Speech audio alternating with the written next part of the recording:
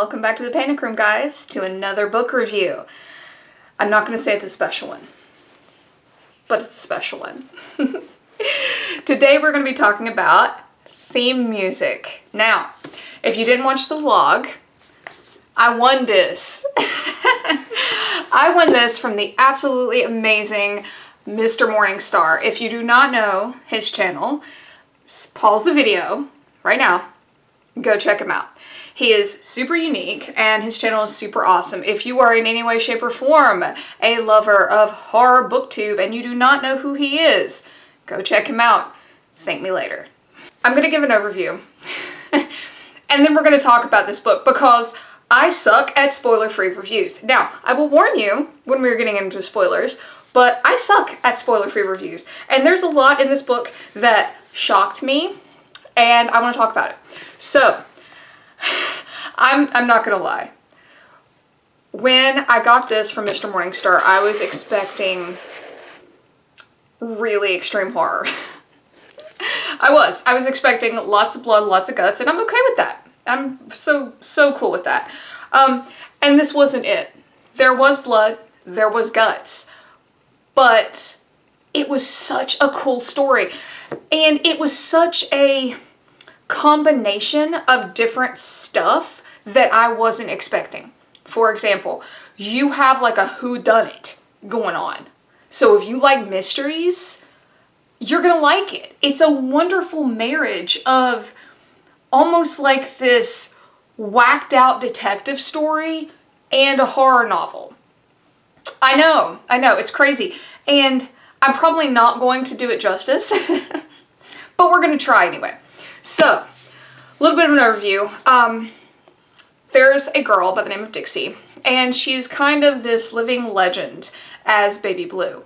And she got that nickname because that was the song that was playing when her family was murdered. And I'm not going to go into any details yet about how her family was murdered, but suffice it to say, her father was blamed for it, and she has kind of grown up with this stigma the whole time. And, I mean, it's creepy already. You know, there was this song Baby Blue playing and she was an infant and they nicknamed her Baby Blue and yeah. So she was raised by her aunt and uncle.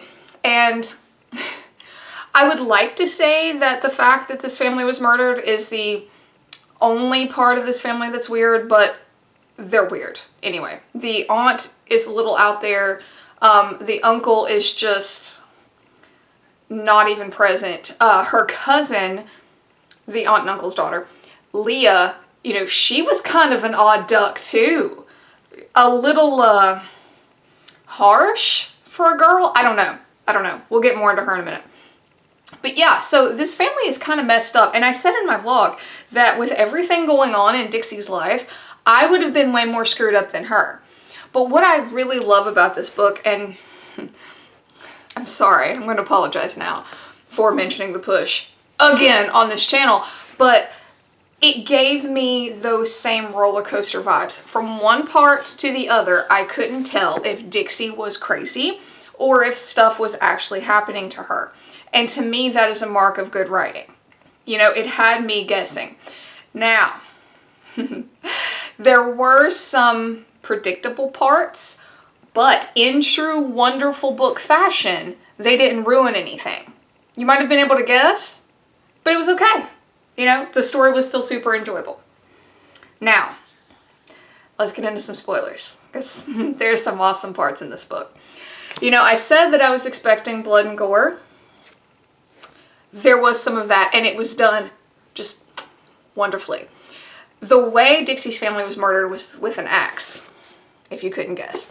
And it was, you know, her father was blamed for it, and it is detailed over and over and over again. My personal favorite is the gore itself was bad. Don't get me wrong, it was bad. You know, the whole like hacking kids up with an axe thing.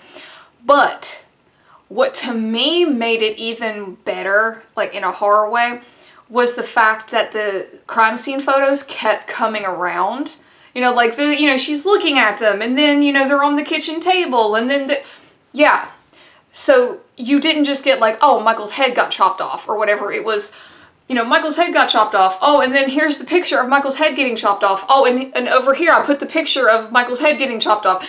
And it was like it wanted to keep reminding you of what happened without giving you this bloody, gory, rock 'em, sock 'em, hack 'em up scene. And it was done well. It accomplished that.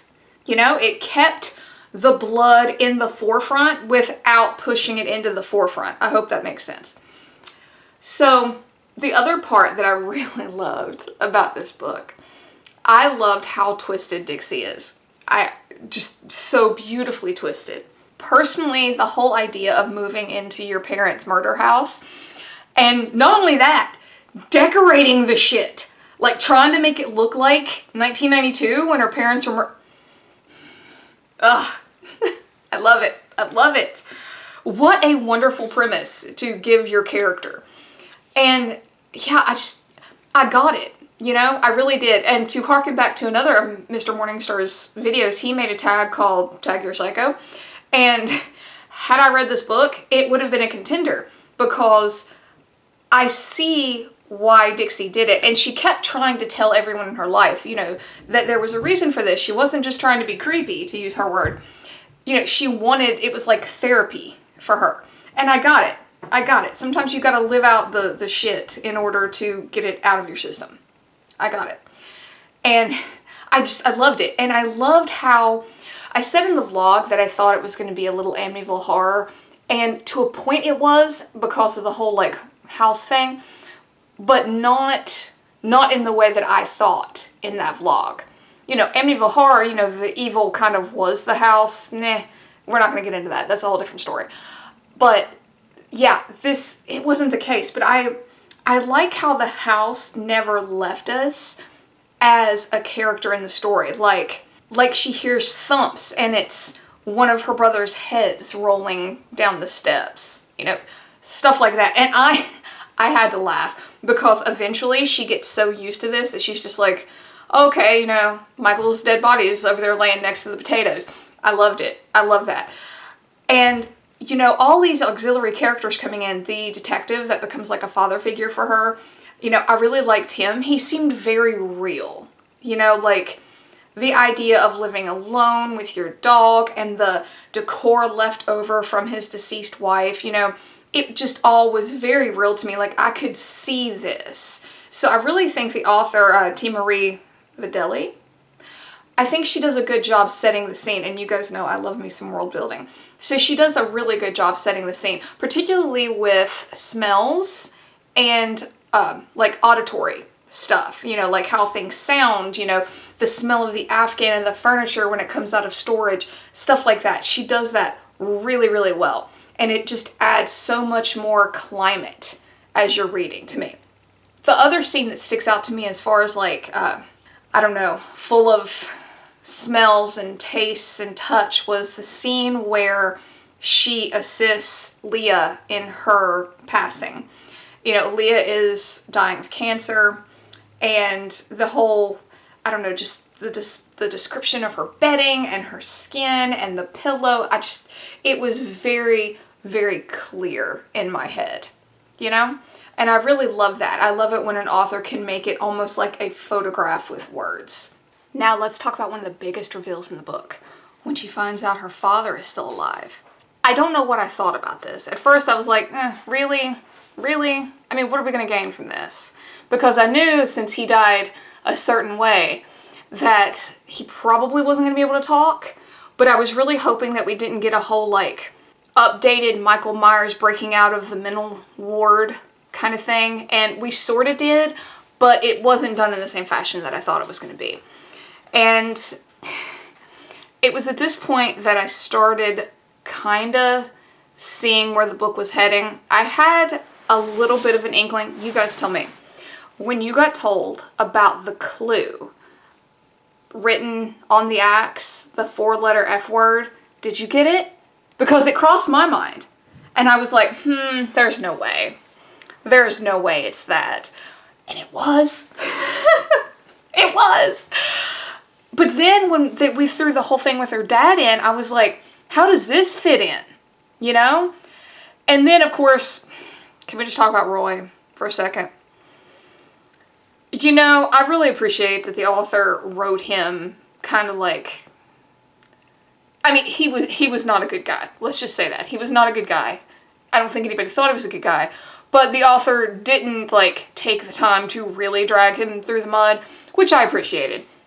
But I really thought from the beginning, I was like, this guy's just an absolute piece of shit. And he was.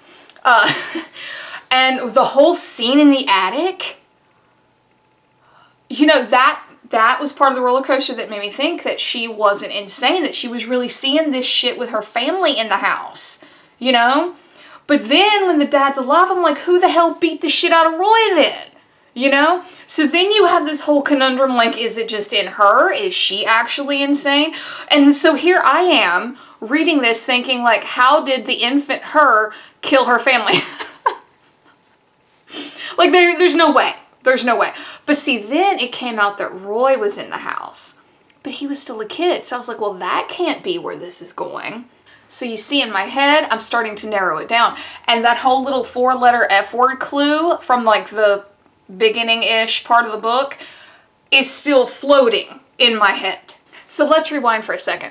When she meets her father, that whole deal, you know, I knew something was going to happen, especially since I figured he was, like, catatonic, can't speak, but I didn't think it was going to be that. So again, you know, I go from thinking, like, maybe she's not crazy when she beat the shit out of Roy in the attic, to she's got to be crazy because this dude is catatonic and here he is, like, holding her against a wall and talking to her. You know, I'm thinking, like, is this, like, a manifestation of this inner murderous conscience that she has? You know, so, I mean, and we're like, barreling towards the end of the book at this point, and I'm still, like, right? But again, that 4-letter F-word thing still hasn't been debunked, at least to my little brain. So then let's fast forward towards our final climactic scene. Dixie walks in to pretty much the tea party from hell. You know, her dad's sitting there, you know, she's just pretty much been told that his ass escaped. And I'm thinking, like, okay, this dude can't walk. It was made appallingly clear in the scene where she met him that he can't move. You know, talking about, like, the doctor saying, like, oh, how'd you lose your shoes? Oh, we need to get you new slippers, this, that, and the other. And yeah, and then they even went so far as to make us think he was dead because of the whole, like, oh, we found his body in an alleyway kind of deal. So I'm like, where the hell did he come from? And of course, your first thought is Roy, but Roy is sitting beside him with a traumatic brain injury. And, you know, I felt kind of bad for him. I did. Even though he was a piece of shit, I kind of felt bad for him because, goodness, I'd almost rather him been dead. And then you have the neighbor lady and her kids are there. So you see that whatever psycho, which I guessed, I was so proud of myself, whatever psycho set up this tea party, you know, is trying to pull people in to play the roles of Dixie's family. And then who strolls his happy ass on in but her uncle Ford. F-O-R-D. I knew it. I knew it. I knew that's what it was going to be. But you know what? I was mad that I figured it out, but it didn't do anything to take away from the story. It really didn't. The whole scene with this, like, new pseudo family of hers, and they even brought the neighbor lady's baby daughter. And then Ford is out of his damn mind. You know, he pretty much does that whole, like, final confession thing that you see villains do in movies. And talking about how, like, he kept her alive because her eyes were a different color than her family's. And, I mean, he's lost it. He's done. You know, and I'm like, his poor wife. But nobody knew he was this kind of crazy. They just thought he was like, oh, crotchety old man kind of crazy. So, of course, she survives this. We knew she would. And, you know, there are some really, like, kind of gasping scenes, you know, when he, like, hurts the little boys and stuff and stabs the mom. You know, there are some, like, real, like, is this really going to end well kind of scene? But then you get this epilogue about how Dixie sort of has exorcised her demons. And her and Garrett, her boyfriend, poor boyfriend, he went through all this shit with her. God love Garrett. And they have kids now, and her aunt is now married to the detective. Oh, I mean, I loved it. I loved it. It was such, like, a warm little ending. I loved seeing it. But you know what I liked the most? It wasn't wrapped up in the prettiest of bows because the author still made it very clear that Dixie was still kind of messed up in the head, because she's talking about how she sees her brother and her mom, and you know how sometimes she thinks about terrible, awful things and acts, and you know, she just kind of moves on from it. So I love how it wasn't wrapped up so tight that she was just this perfectly normal girl now, that she was still very much a product of her life and possibly her biology, depending on how you want to look at it.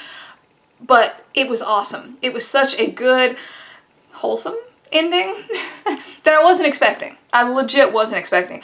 I figured that she would probably survive the whole final boss battle thing, but I did not think it was going to have such a happy ending, which I, like I said, loved. I really did. So guys, that's it. Thanks for hanging out for another video. And Mr. Morningstar, thank you. Theme music, awesome. Lots of unexpected twists and turns with this, and I have to say, what a ride. It was awesome. It was so cool. So thank you, Mr. Morningstar. Thank you all for hanging out for another video. Please like and subscribe. It would really help me out. And I will see you guys in another video. Bye for now.